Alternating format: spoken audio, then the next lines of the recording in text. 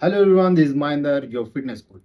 So ఈరోజు topic ఏంటంటే మనం ప్రొఫెషనల్ అథ్లెట్ ప్రోగ్రామ్స్ కానీ ఇట్లా టీవీలలో కానీ రీల్స్లో కానీ చూస్తుంటాం కదా. ఒక అథ్లెట్ని ఒక ట్రైనర్ ట్రైన్ చేస్తూ కమాన్ కమాన్ అని ఎంకరేజ్ చేస్తూ ఎక్స్ట్రా రిప్స్ తీసుకురావడం, ఆ మజిల్ పంప్ కానీ ఆ రిజల్ట్ కానీ సో మస్తు అనిపిస్తుంది ఆ వీడియోలు చూస్తున్నప్పుడు.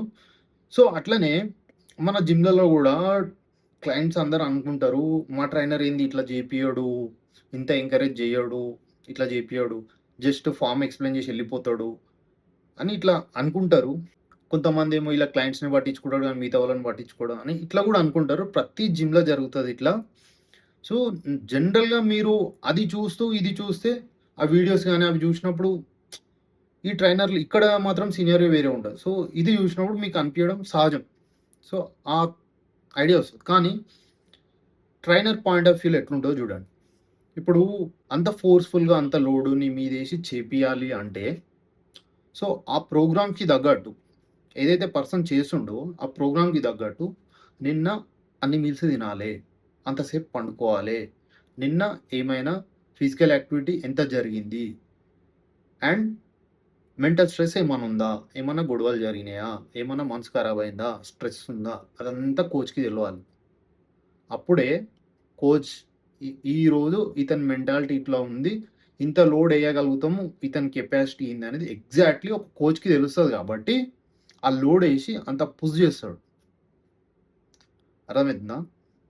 సో, చాలామంది క్లయింట్స్‌నే పట్టించుకుంటాడు, మమ్మల్ని ఎందుకు పట్టించుకోడు, జస్ట్ ఫామ్ చెప్పి వదిలేస్తాడు అనుకుంటారు కదా. క్లయింట్ గురించి మార్నింగ్ నుంచి నైట్ వరకి వాట్సాప్‌లో ట్రాక్ చేస్తాడు ట్రైనర్. వాళ్ళు ఏమేమి తింటుర్రు, ఎంత ఫిజికల్ యాక్టివిటీ ఉంది, వాళ్ళ మైండ్ సెట్ ఏంది వర్కౌట్ చేసే టైంలో, ఇవన్నీ అడిగి లోడేసి చేపిస్తారు.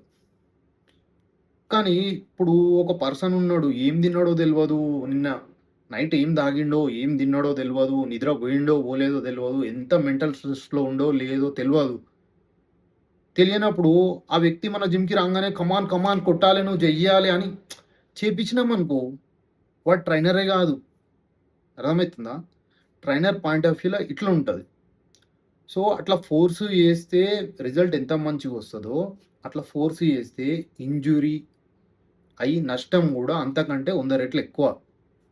100% ఇంజ్యూరీ అయ్యే అవకాశం ఉంటది. అట్లా చేయడం అనేది ఫిట్‌నెస్ ట్రైనింగ్‌లో ఒక పిచ్చితనం. ఒక పర్సన్ గురించి తెలియనప్పుడు, అతని మీద లోడ్ ఎంతెయ్యాలో తెలవనప్పుడు నువ్వు ఎంకరేజ్ చేసి ఎక్స్‌ట్రా లోడ్ ఎయడం అనేది పిచ్చితనం. So, I hope అర్థమైందనుకుంటా.